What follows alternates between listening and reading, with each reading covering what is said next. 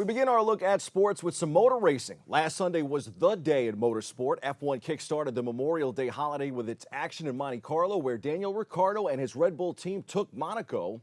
Then it was time for another Australian to make history in the Indianapolis 500. Will Power took the lead with 10 miles to go and held on to win a hot, treacherous 102nd running of the Indianapolis 500, a race in which Danica Patrick concluded her career with a disappointing crash. The victory for Power, the sport's most accomplished road course and street course racer, ended more than a decade of frustration for him at the IMS Oval. Power delivered the 17th Indy 500 victory for team owner Roger Penske. His victory earlier this month here in the Indy Grand Prix was the Story team's 200th in the sport. Power finished 3.5 seconds ahead of top qualifier and hometown standout Ed Carpenter, followed by past 500 winners Scott Dixon, Alexander Rossi, and Ryan Hunter-Reay. We'll have plenty more on the Indy 500 in our upcoming special edition of Sports NYC. As for Danica Patrick, her racing career ended with a devastating crash before the midway point of Sunday's greatest spectacle in racing. She returned to her roots in IndyCar for one more event before retiring from the track,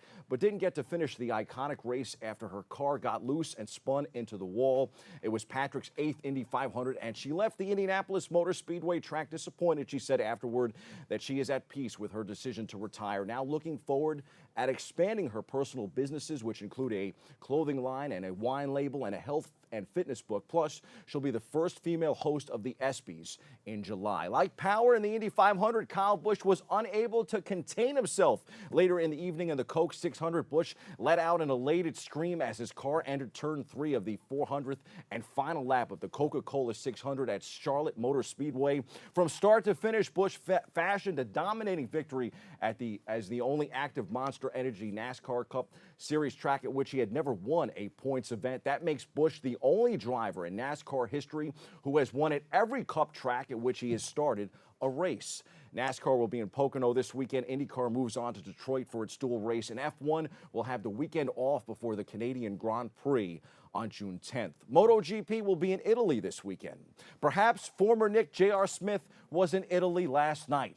Smith's blunder likely cost LeBron James and the Cleveland Cavaliers an upset in Game 1. Smith said he thought the Cavs were going to call a timeout after he corralled an offensive rebound with less than 5 seconds remaining in regulation in their eventual 124-114 overtime loss to the Golden State Warriors in Game 1 of the NBA Finals. That's why Smith said he did not take a potentially game-winning shot with the score tied. Smith's blunder opened the door for the Warriors' bizarre Game 1 win. Golden State survived a wild Game 1 that featured overtime, 51 points from LeBron James, and a mental mistake by Smith. Game 2 is Sunday night in Golden State. Tip-off is 8 p.m. Eastern Time. The NBA Finals got off to a roaring start, and I must admit, I didn't expect that. I figured the Warriors would roll past the Cavs, as even the odds in Vegas seem to indicate that. But you can't count out LeBron James. And in Vegas, you can't count out the hometown Golden Knights. Vegas' expansion team not only reached the Stanley Cup Finals in what has been a movie-like script for the first-year club, but they also won Game 1 of the Finals, 6-4. If not for an amazing save at the end of Game 2, this series might be 2-0 as opposed to 1-1. Washington held on for a 3-2 win Wednesday night. Game 3 is Saturday night. Puck drops at 8 p.m. Eastern. Game 4 is Monday. On the baseball diamond, Jose Quintana pitched 6 shutout innings. Ben Zobrist hit a 2-run homer, and the Chicago Cubs beat the banged-up New York Mets 5-1 on Thursday night in the opener of a 4-game series. Brandon Nimmo has been a bright spot for the Mets, and there's some good news on the captain front as David Wright donned his Mets uniform and played catch in the outfield at Citi Field, his most significant baseball activity since last September when his latest comeback attempt was derailed.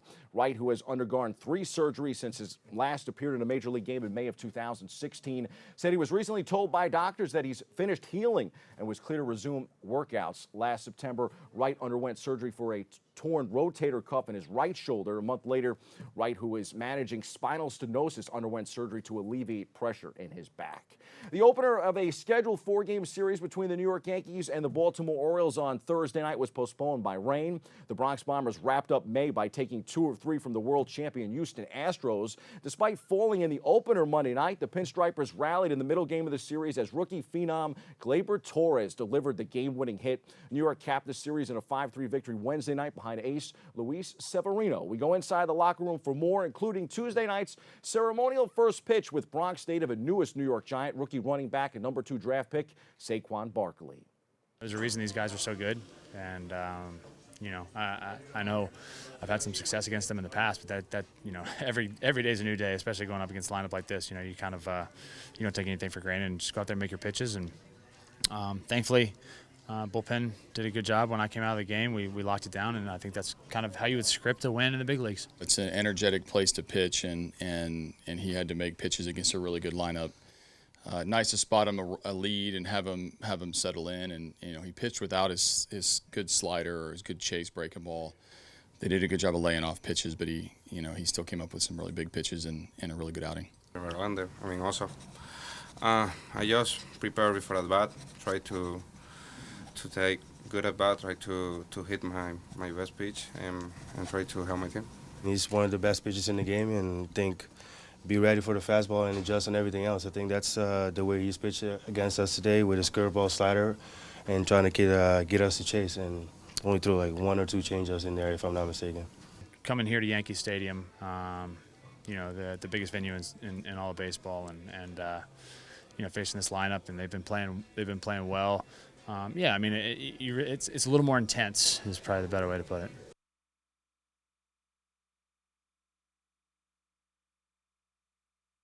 When they announced me, it was like Bronx native, and I was like, well, yeah, I am born from the Bronx, so it's kind of cool to throw a pitch, and just to throw a pitch for the Yankees was even cooler.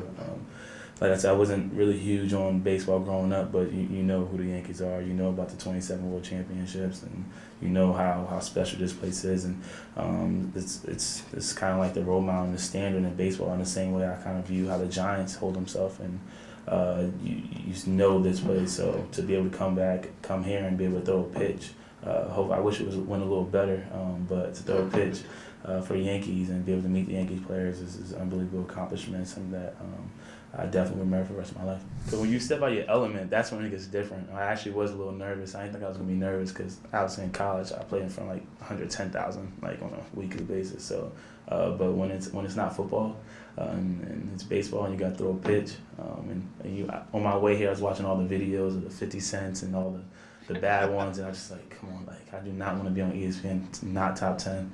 But I think it wasn't a great pitch, but I think I saved myself.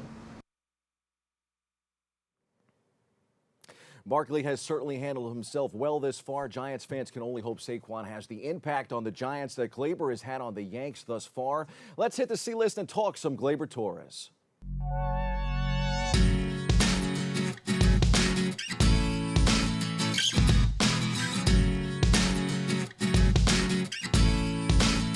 When we say Gleyber good, we mean Gleyber good. Torres' game-winning hit Tuesday night came on the same day that he was named the American League Player of the Week. The award was no surprise as the 21-year-old last week became the youngest player in AL history to homer 4 games in a row. For the week, he hit .368 with 5 homers and 9 RBIs in 6 games. Through Tuesday's 2-for-5 night, Torres was hitting .321 with 9 homers and 26 RBIs and 2 walk-off hits, counting his game-winning homer that beat Cleveland on May 6th. The boy is clutch, folks. And he has bounce-back qualities. He committed 2 errors in the game and 1 in the first and another in the 7th, and still played hero by the time it was all said and done. Since his big league debut on April 22nd, Torres has carried himself with the air of a player who has already been in the majors for years and who intends to stay a while longer. Chime in on social media. Is Gleyber good, really this good, or is it just some luck for the rookie? That's your sports. I'm Bobby C.